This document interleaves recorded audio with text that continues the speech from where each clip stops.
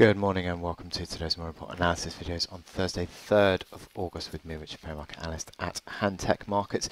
We've got an interesting move on the markets. We've seemed to be having a bit of dollar stabilization after such a long time of dollar weakness. We've started to see the dollar, which is just briefly just trading a little bit sideways, not exceptionally because the euro remains very strong, but the dollar is starting to show some signs against other of the majors that it could be sort of at a bit of a crossroads really. This is coming as we've got Treasury yields, which is sort of stabilising a little bit in the last day or so on the 10-year and the 2-year.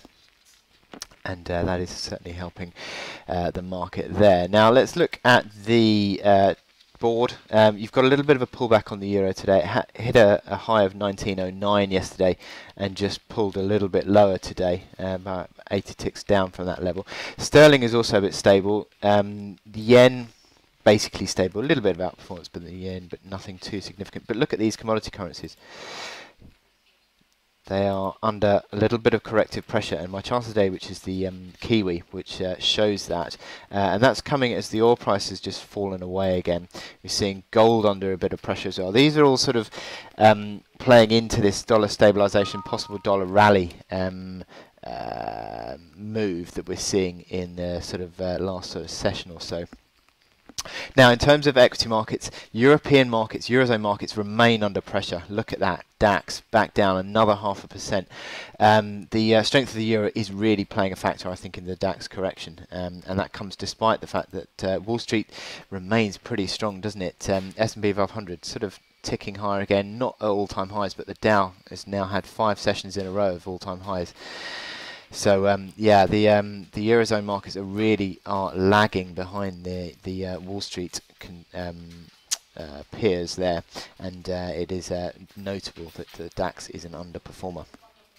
So, what are we have driving the markets today? Well, we've got the service sector PMIs and the Bank of England today being the main focus. We've had the Eurozone services PMIs and the composites basically in line. A little bit lighter on the French and German numbers, interestingly, on the services and well, on the composite anyway. And the composite Eurozone down a little bit, 55.7. You got the UK services PMI in a bit, and 53.6 is the expectation there, just slightly higher from 53.4, but the manufacturing PMI was quite a long way higher, so it'll be interesting to see if the services PMI again does that, and that would give sterling a boost if that were to be the case.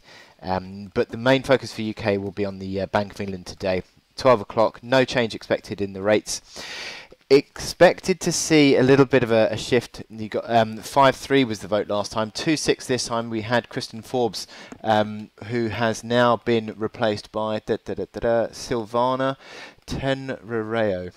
Wow, something like that. I think is her pronunciation. I think I've probably got that completely wrong, but anyway. And she's expected to be a dove. Vote pretty much in line with Governor Carney, and no expectation of a rate hike there today. But the interesting thing will come with the probably with the inflation report, with expectations of inflation and growth being the main drivers there. Now this afternoon we've also got the US ISM non-manufacturing PMI, and that is expected to show a little bit of a pullback to, or a little bit of a dip back to 57.0. But also watch out for this down the bottom, prices paid. Watch out for that. See if that starts to sort of come higher. If that starts to tick higher, then that would have a bit of a feed through to inflation potentially coming forward. So that would be the something to watch there. But generally speaking, we are sort of on the service sector PMIs and the Bank of England today. Now, my chart of the day, which is the Kiwi. The Kiwi, as you can see, 2 strong bear candles in a row and a third today. We've now broken this uptrend.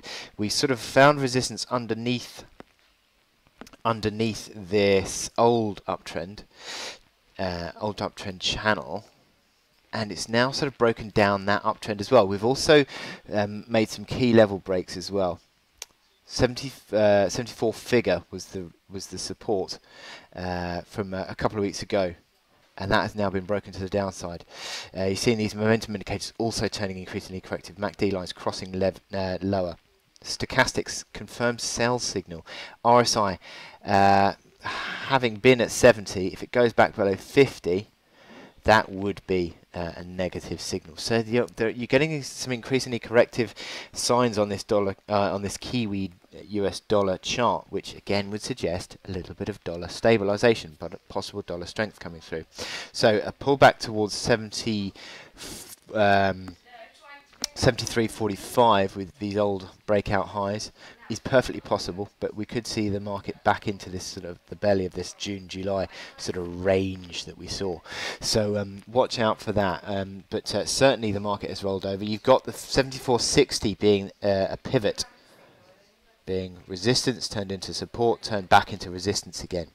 So that is your overhead resistance. So any sort of selling opportunity you get between sort of 74 figure to 74.60, I think would be a chance to sell. Momentum indicators on the hourly also increasingly negatively configured, under 60 on the RSI, back towards and below 30. That generally tends to show the market under pressure.